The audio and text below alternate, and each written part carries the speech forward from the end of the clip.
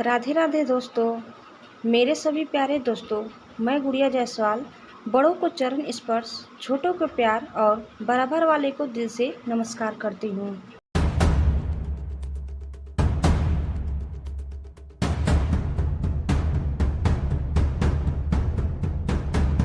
इस लेख में निहित किसी भी जानकारी, सामग्री, गणना की सटीकता या विश्वसनीयता की गारंटी नहीं है। विभिन्न माध्यमों, ज्योतिषियों, पंचांग, प्रवचनों, मान्यताओं, धर्म ग्रंथों से संग्रहित कर ये जानकारी आप तक पहुंचाई गई है। हमारा उद्देश्य महज आप तक सूचना पहुंचाना है। इसके उपयोगकर्ता इसे महज सूचना समझकर ही ले। इसके अतिरिक्त इसके किसी भी उपयोग की जिम्मेदारी स्वयं उपयोगकर्ता की ही रहेगी। नमस्कार दोस्तों, स्वागत है आप सबका आपके चैनल जी जायसवाल अद्भुत ज्ञान गंगा में। दोस्तों, आज मैं आपको इस वीडियो में खाटू श्याम धाम की यात्रा के बारे में बताऊंगी। लेकिन दोस्तों, आप अगर इस चैनल में नए हैं तो प्लीज़ इसे सब्सक्राइब कर लें। वीडियो को अंत तक देखिए। हमारा यह वीडियो आपको कैसा लगा कमेंट बॉक्स में ज़रूर बताइए। आइए दोस्तों, आगे चलते हैं हम और बताते हैं खाटू श्याम के बारे में। तो दोस्तों, मेरी यात्रा शुरू होती है हरियाणा से। मेरी ये यात्रा 2 दिन की थी। हरियाणा से मैं और मेरे साथ लगभग 500 श्याम भक्त और थे, जो 5 बस बुक करके खाटू श्याम धाम गए। मैं पहली बार खाटू श्याम जी गई थी, लेकिन अपने शहर के श्याम मंदिर में जाती रहती हूँ। हम पहले दिन हरियाणा से सीकर हुआ, सीकर से रिंगस गए। वहाँ हम हरियाणा की ही धर्मशाला में रुके थे। रिंगस जाते ही हमने सबसे पहले बाबा श्याम के दर्शन किए। दर्शन के बाद ही खाना खाया था। खाना खाने के बाद सभी अगले दिन की तैयारी में लग गए थे, क्योंकि अगले दिन हमें रिंगस से खाटू श्याम जी निशान लेकर जाना था। सभी तैयारी होने के बाद बाबा श्याम का कीर्तन हुआ और सभी निशान की पूजा हुई। ये सब रात 12 बजे तक हुआ। उसके बाद सब ने खाना खाया और कुछ देर के लिए आराम किया। अगले दिन सुबह के 4 बजे सब लोग नहाकर तैयार हो गए।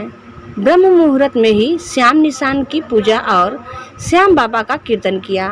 फिर सभी लोगों ने निशान उठाए और रिंगस के बाबा श्याम के दर्शन और आरती करके 5:15 बजे के आसपास रिंगस से रवाना हो गए थे।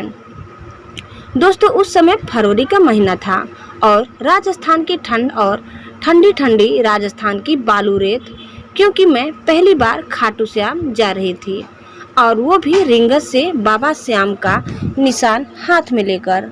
हम पूरे रास्ते झूमते गाते बाबा श्याम का गुणगान करते करते सुबह के 10 बजे रिंगस से खाटू श्याम जी पहुंच गए। फिर हमने खाटू श्याम जी के दर्शन किए और दर्शन करने के बाद ही खाना खाया। दोस्तों, आप लोगों से ही प्रार्थना है कि अगर आप खाटू श्याम जी नहीं गए हैं तो एक बार आप खाटू श्याम जी सच्चे मन से जरूर जाएं। खाटू श्याम सभी भक्तों की मनोकामना अवश्य पूरी करते हैं। किसी भी भक्त को खाली हाथ वापस नहीं करते हैं। दोस्तों, मैं खाटू श्याम पर दिल से कुछ कहना चाहती हूँ। दोस्तों, माँ को दिया एक वचन आज भी पूरा कर रहा बाबा खाटू श्याम नहीं लौटाता।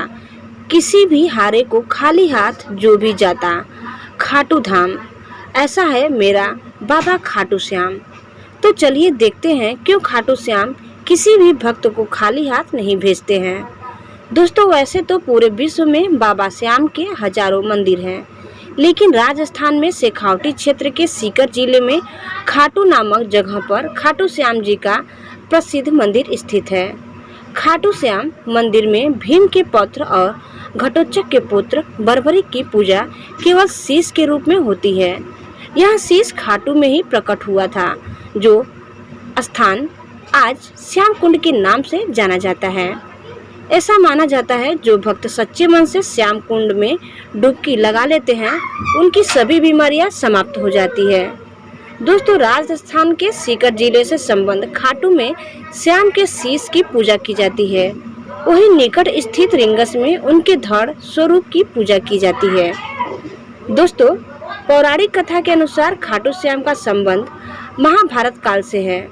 खाटू श्याम का नाम बर्बरिक था, जो पांडु पुत्र भीम के पौत्र थे, जिनके पिता का नाम घटोत्कच व माता का नाम मोरवी था, जिसके कारण इन्हें मोरवी नंदन भी कहा जाता है। दोस्तों, बर्बरिक माता देवी के भक्त थे। देवी के वरदान से इन्हें 3 दिव्य बाण प्राप्त हुए थे। जो अपने लक्ष्य को भेद कर वापिस लौटकर आ जाते थे।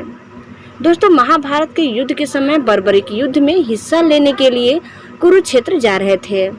युद्ध में जाते समय उनकी माता ने उनसे वचन लिया था कि रास्ते में उन्हें जो भी हारा हुआ वह उनसे किसी भी तरह की मदद मांगे तो तुम उसको पूरा करोगे। इसी वचन के कारण श्री कृष्ण जानते थे कि बर्बरीक हारी हुई टीम का साथ देंगे, अर्थात पांडवों का विरुद्ध तथा कौरवों का साथ देंगे। इसी कारण बर्बरीक को रोकने के लिए श्री कृष्ण गरीब ब्राह्मण बनकर बर्बरीक के सामने आए और उनसे पूछने लगे कि तुम कौन हो। बर्बरीक ने कहा कि मैं एक दानवीर योद्धा हूँ, मैं अपने एक बाण से ही महाभारत का युद्ध समाप्त कर सकता हूँ। यह सुनकर श्री कृष्ण ने उनकी परीक्षा लेनी चाहिए। तभी बर्बरीक ने अपना एक बाण चलाया, जिससे पीपल के पेड़ के सारे पत्तों में छेद हो गया। वह एक पत्ता श्री कृष्ण के पैर के नीचे होने के कारण वह बाण श्री कृष्ण के पैर के ऊपर जाकर रुक गया। दोस्तों, भगवान श्री कृष्ण बर्बरीक की क्षमता को देखकर उन्हें इस युद्ध में भाग लेने से रोकने के लिए बर्बरीक से कहा, तुम तो बड़े पराक्रमी व दानवीर हो, मुझ गरीब ब्राह्मण को दान नहीं दोगे। बर्बरीक ने जब दान मांगने के लिए कहा तो श्री कृष्ण ने बर्बरीक से उनका शीश दान में मांग लिया। बर्बरीक तभी समझ गए कि यह कोई साधारण ब्राह्मण नहीं है। उन्होंने श्री कृष्ण को अपना परिचय देने को कहा। जैसे ही श्री कृष्ण ने अपना परिचय दिया, तभी बर्बरीक ने खुशी खुशी अपने हाथों से शीश का दान दे दिया। श्री कृष्ण ने बर्बरीक से कहा, तुमने इतना बड़ा दान दिया है, मैं बहुत खुश हूँ। तुम कुछ मांगो जो तुम्हारी इच्छा हो। तब बर्बरीक ने महाभारत युद्ध देखने की इच्छा जताई। श्री कृष्ण ने शीश को अमृत पान करवाकर ऊंचे स्थान पर रख दिया, जहां से युद्ध देखा जा सके। दोस्तों, युद्ध समाप्त होने के बाद पांडव जीत का श्रेय लेने के लिए वाद विवाद कर रहे थे। तभी श्री कृष्ण सभी पांडवों को शीश के पास लेकर गए और कहा कि इन्होंने सारा युद्ध देखा है तथा ये बता सकते हैं कि इस युद्ध का श्रेय किसे जाता है। बर्बरीक ने बताया कि युद्ध का पूरा श्रेय श्री कृष्ण को जाता है। इन्होंने ही अपने सुदर्शन चक्र को चलाकर सभी योद्धा को रणभूमि में परास्त किया था।